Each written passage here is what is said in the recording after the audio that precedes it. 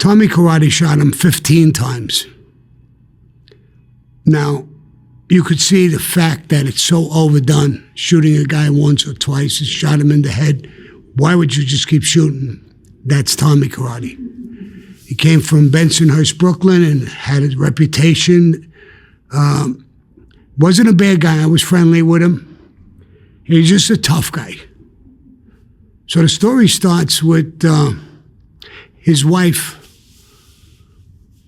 was a heroin, not a heroin, but a junkie.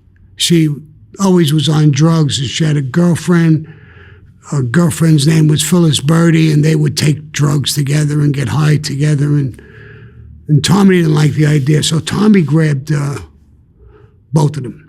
And he said, listen, he told Phyllis Birdie, stop hanging out with my wife. I don't want her to take drugs, and I don't want you're a bad influence on her. I don't want you near her no more. And they left. Some time passed, and his wife, Tommy Karate's wife, OD'd while she was with Phyllis Birdie. They both got high, but Tommy's wife died. He went looking for her, this Phyllis Birdie, and he was hunting her all over the place. One day he called this guy, Frank Ganji, a guy who was in his crew. Not a tough guy, wasn't a made guy, but a tough guy. And he's talking to him on the phone, and he heard a woman in the background. And he said, Frank, is that Phyllis? He said, yeah, she's here. She's here talking to me. What? Why? Hold her there. Don't let her leave. Of course, Frank Ganji held her there, talking to her, and he showed up. When he showed up, he grabbed her, banged her around a little bit, then shot her in the head. Stripped her nude, threw her in a bathtub, and made Ganji help him chop her in pieces. It was extremely gory. Frank Ganji must have been shitting in his pants. Just, it's not his. He was a tough guy, but this is another whole level. And on another hit, Tommy Karate gave an order to the guys who he was with, this guy Frank Ganji, and a guy named Billy Bright. They were together, and Tommy Karate gave them an order to take out this guy. This guy's name, he was a brother or son of a major drug guy. The drug guy was Mark Ryder. And he was with John Gotti, and he was major drug dealer. Heroin coming into the country, the whole 9 yards. And his son, Greg, was the target of Tommy Karate's hit. So he ordered Ganji and Billy Bright to take him out. They went out on the street like they were going to go to talk, and Billy Bright shot him multiple times and killed him in the street. Nobody knew who did what, basically. But Mark Ryder was definitely looking for who killed his son. And they didn't find him. They didn't know who did what. Later on, Mark Ryder went to prison. And in prison, he found out that Tommy Karate had given the order and that Frank Ganji and Billy Bright killed his son. He paid guys, AB guys, Aryan brothers, in prison, a lot of money to kill the people who killed his son. So Billy Bright, one time, and I was very friendly with him on the street. He was younger than me. I used to take care of him, that nobody bothered him. And I didn't even know he was that close with Tommy Karate. But he was walking in prison. He was in prison as well. And he was walking on a tier, and two AB guys were walking past him. As they passed each other, the AB guys pulled out pipes and smashed his head in, killed him. Revenge for Mark Ryder.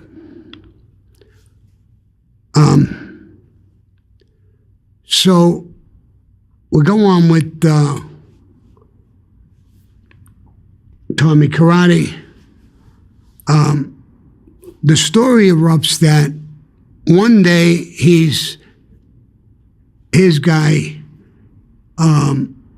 Frank Gangi, is on a date with a young girl, and they're driving. He goes through a light or a stop sign or something like that, and he gets pulled over by a cop.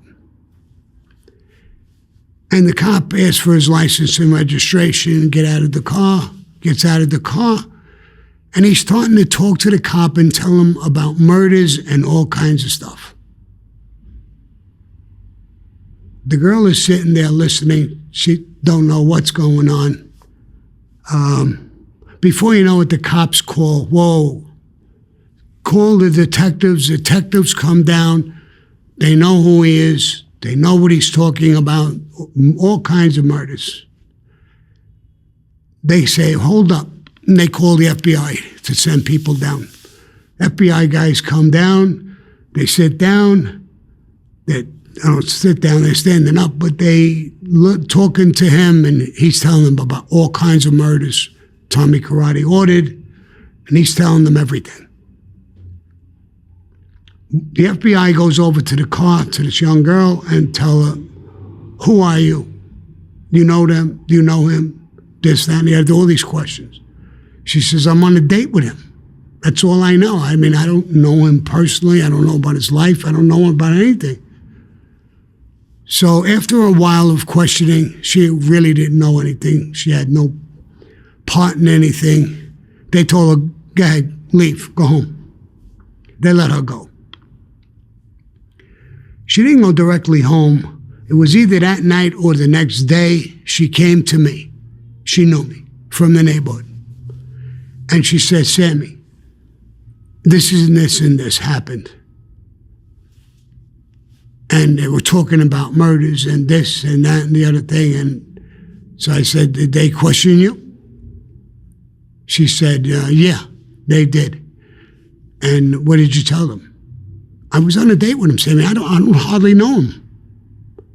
I just heard what he was saying. He was talking about murders and all kinds of things. He was talking about this guy, Tommy Karate, and all these things he was talking about. And I think he was drunk or high, or I don't know what he was. He was shaking. I mean, I don't know what it was. I says, all right, good. Don't tell anybody this story, which you just told me. No one. Not your family members, not your friends, no one.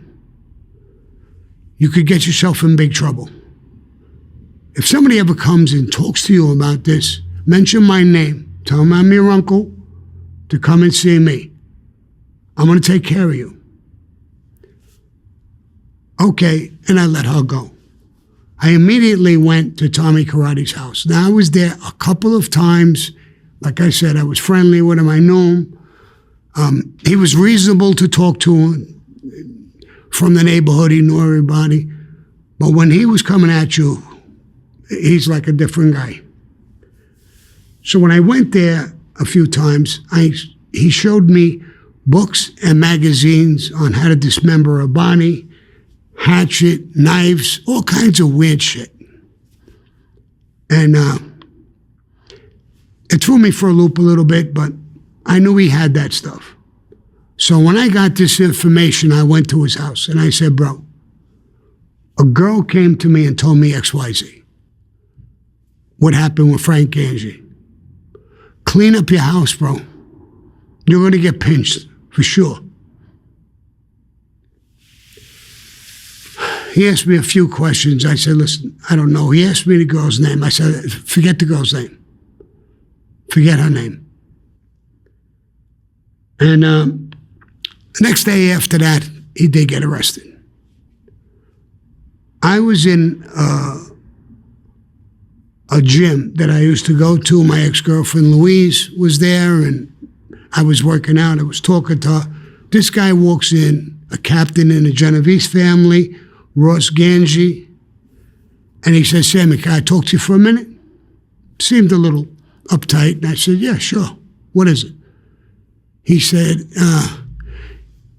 you put a rap on my nephew that he's a rat. Who's your nephew? Frank Ganji. Oh, he's your nephew? I didn't know he was your nephew. He said, but you called him a rat. Listen, bro, that's what I'm supposed to do. I told him the story about the girl, the whole thing.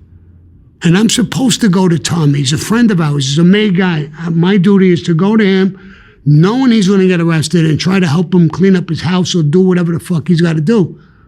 Don't take a fucking attitude with me. And I didn't know he was your fucking nephew. Who's he related to? My sister. It's his son. I'll tell you what I'm going to do. Go to your sister's house.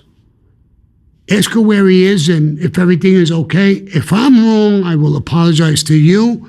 I'll apologize to the kid. It's a bad label to put on anybody. If I made a mistake, but that's what I'm supposed to do, according to Cosa Nostra. You know that. Yeah. He left huffing and puffing. He was a little angry.